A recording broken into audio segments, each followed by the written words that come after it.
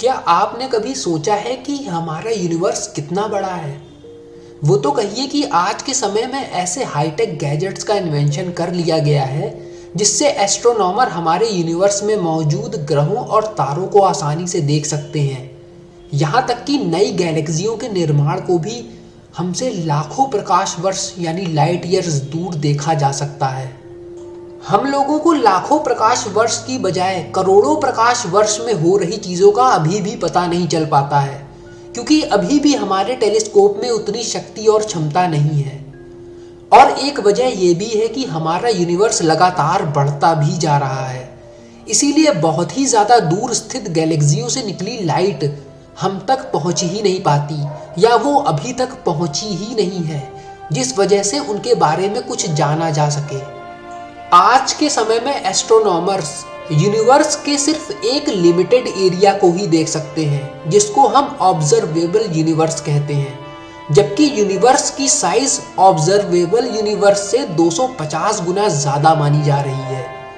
तो अब सवाल ये है कि कहीं ना कहीं पे तो जाकर यूनिवर्स खत्म होता होगा, और फिर उसके बाहर क्या है? इसका जवाब हम अभी तक नहीं ढूंढ पाए हैं, पर इनके बारे में कुछ थ्योरीज हैं जो इनको समझाने की कोशिश करती हैं। तो चलिए शुरू करते हैं। Infinite universe. बहुत से एस्ट्रोनॉमर ये मानते हैं कि हमारा यूनिवर्स कभी खत्म ही नहीं होता, और ऑब्जर्वेबल यूनिवर्स के बाहर भी नए यूनिवर्स जुड़ते चले जाते हैं, जिनमें फिर से ग्रहों और सितारों, आकाश गंगाओं के बसे होने का सिलसिला जारी रहता है। आपकी कल्पना में जो कुछ भी इस चीज के बारे में सोचने पर आ रहा है, वो सब कुछ वहां पर पाया जा सकता है। एग्जाम्पल के तौर पे यूनिवर्स के बाहर मौजूद दूसरे ब्रह्मांड में भी ठीक हमारी पृथ्वी जैसा कोई ग्रह हो सकता है, और आपकी ही तरह आपका ही कोई जुड़वा रूप वहां पर मौजूद हो सकता है। लेकिन फर्क ये हो सकता है कि आप यहाँ पर सो रहे हैं और वो वहां पर जाग रहा हो, या और कोई काम कर रहा हो। और जैसा पता लगाया गया है कि हमारा ब्रह्मांड लगातार फैलता जा रहा है, जिस वजह से शायद हम इस ब्रह्मांड के आखिरी छोर या उसके बाहर की चीज का पता नहीं लगा पाएंगे। और यही वजह है कि आज तक एस्ट्रोनॉमर्स यूनिवर्स की बाउंड्री या बॉर्डर को नहीं देख पाए हैं, जो यूनिवर्स का आखिरी छोर हो। और इसीलिए कहा जाता है कि हमारे ब्रह्मांड का कोई अंत नहीं है, ये एक माया जाल की तरह बस बढ़ता ही चला जाता है, जितना भी आगे जाने की कोशिश की जाए। दूसरी थ्योरी है डार्क फ्लो।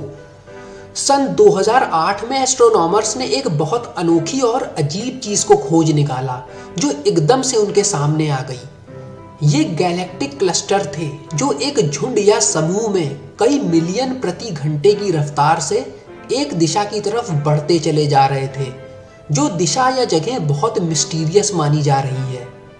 एस्ट्रोफिजिसिस्ट ने इस चौंका देने वाली घटना का नाम डार्क फ्लो रखा है, मतलब एक अनजान अंधेरे की तरफ बढ़ना।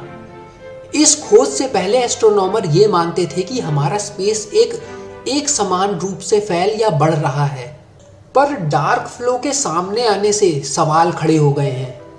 ये गैलेक्टिक क्लस्टर कई मिलियन माइल पर आवर की स्पीड से अंतरिक्ष में सफर कर रहे हैं, जो अंतरिक्ष के एक विशेष और रहस्यमय हिस्से की तरफ खींचते जा रहे हैं, वो भी एक यूनिफॉर्म मैनर में, मतलब एक समान तरीके से।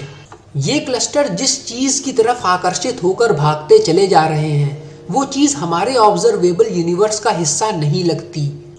इसका मतलब ये निकलता है कि डार्क फ्लो की ये घटना किसी ऐसी विशाल संरचना या बनावट की वजह से हो रही है, जो चीज हमारे ऑब्जर्वेबल यूनिवर्स के बाहर है, जो चीज ग्रेविटेशनल पुल का दबाव बना के इन चीजों को अपनी तरफ खींच रही है।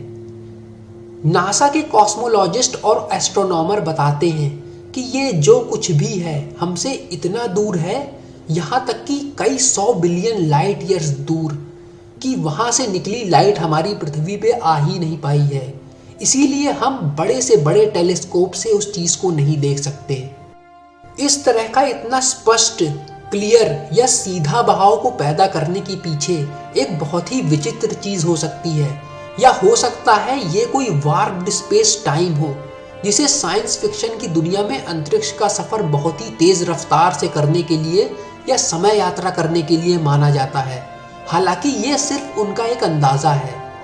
पहले एक बात मानी गई कि हो सकता है कि डार्क फ्लो का कारण हमारे ऑब्जर्वेबल यूनिवर्स के बाहर कोई ब्लैक होल हो, पर इससे नासा सहमत नहीं है, क्योंकि ये गैलेक्टिक क्लस्टर ब्लैक होल के पास पहुंचते पहुंचते अपनी रफ्तार को बढ़ा देते, पर ऐसा होने के बजाय ये क्लस्टर एक सिलसिलेवार से नियंत्रित गति पकड़े हुए हैं। प्रोफेसर रिचर्ड हॉलमैन का कहना है कि उन्हें लगता है इस डार्क फ्लो की वजह हमारे ऑब्जर्वेबल यूनिवर्स के बाहर मौजूद एक दूसरे यूनिवर्स के पोल हो सकते हैं जो क्लस्टरों को खींच रहे हैं, पर हम उन्हें देख नहीं सकते। इसी वजह से यूनिवर्स के बाहर एक और यूनिवर्स के मौजूद होने के सिद्धांत को माना जा सकता है, जिसमें हमारे ब्रह्मांड की ही तरह जीवन मौजूद हो। ब्लैक होल, लेकिन इस बार हम एक दूसरे ब्लैक होल के बारे में बात करेंगे। एक बहुत ही दिलचस्प अनुमान लगाया गया है कि हम एक ब्लैक होल के अंदर रह रहे हैं। एस्ट्रोफिजिस्टों ने समझाया है कि एक पॉइंट पर पहुंच जाने के बाद मैटर ब्लैक होल में नष्ट या पिस नहीं पाता। ये प्रक्रिया रुक इसलिए जाती है क्योंकि ब्लैक होल्स इतनी तेज घूमते हैं कि ठोस बंधा हुआ और जमा हुआ मैटर एक अच्छी खासी मात्रा में टॉर्जन पाने लगता है, मतलब अपने दोनों कोने से घूमकर मुड़ने और मरोड़ने लगना। इस प्रोसेस के चलते अंत में मैटर काफी छोटा और भारी हो जाता है और फिर एक स्प्रिंग की तरह उछल के कूदने के लिए तैयार हो जाता है। और जब ये उछलता है तब ये एक बिग बैंग में बदल जाता है, जो कि एक पूरे नए यूनिवर्स यानी ब्रह्मांड की रचना कर देता है। इस थ्योरी से ये पता चलता है कि हमारा ब्रह्मांड एक ब्लैक होल से पैदा हुआ था और बाकी के ब्लैक होल जिन्हें हमने ब्रह्मांड में ढूंढ निकाला है वो एक यूनिवर्स से दूसरे यूनिवर्स में जाने के रास्ते या लिंक्स हैं। मल्टीवर्स। मल्टीवर्स क्या चीज है? इस चीज को समझने के लिए आप ऐसा मान लीजिए कि आप साबुन के बुलबुले उड़ा रहे हैं और उन बुलबुलों में से एक बुलबुला हमारा यूनिवर्स है। बस आप ऐसा समझ लीजिए कि ये थ्योरी बिल्कुल इसी चीज पर बेस्ड है। हमारा यूनिवर्स इनमें से एक बबल के अंदर बसा हुआ है और बाकी के अलग अलग यूनिवर्स उन अलग अलग बबल्स में बंद हैं, जिनमें कुछ बबल्स एक दूसरे के पास में हैं तो कुछ एक दूसरे से दूर हैं। अब जो चीज सामने आती है उसी को मल्टीवर्स कहते हैं, जो मिलकर इस अंतरिक्ष की रचना करते हैं।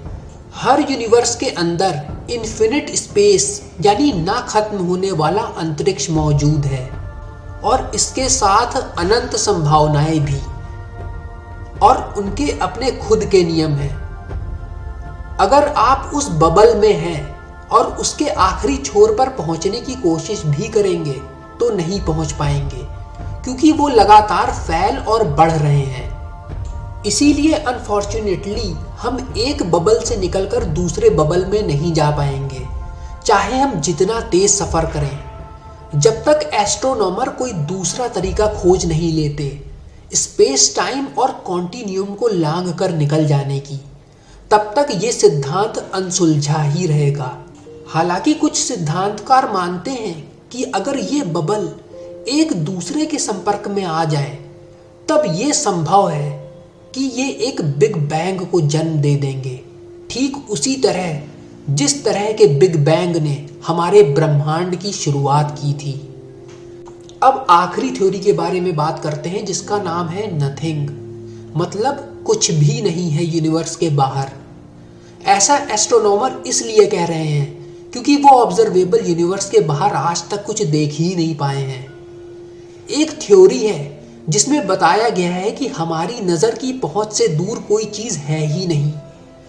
यहाँ तक कि यूनिवर्स लगातार बढ़ और फैल रहा है, पर ऐसा भी हो सकता है कि वो बढ़कर भी ना बढ़ रहा हो, मतलब कुछ भी ना हो रहा हो। Expanding into nothing. यहाँ पे कुछ नहीं या नथिंग का मतलब है एम्प्टी स्पेस यानी खाली जगह या स्थान, अस्तित्व ना होना, नॉन एग्जिस्टेंस या वैक्यूम से जोड़ा जा सकता है। एक्सपर्ट इसे अलग अलग तरह से समझाते हैं। नथिंग का एक आसान सा एग्जाम्पल है कि इधर इतना बड़ा यूनिवर्स जिसमें ना जाने कितने ग्रह, सौर मंडल और आकाश गंगाएं समा चुकी हैं, और उधर यूनिवर्स के बाहर दूसरी तरफ एक मटर का दाना तक नहीं समा सकता। तो दोस्तों, ये थी 5 थ्योरीज जो यूनिवर्स के बाहर क्या है उसको समझाने की कोशिश कर रही है, पर सच क्या है ये कोई नहीं जानता। तो मैं विक्रम सिंह मिलता हूँ आप सबसे एक नए वीडियो के साथ डिस्कवर विद विक में। तब तक के लिए नमस्कार।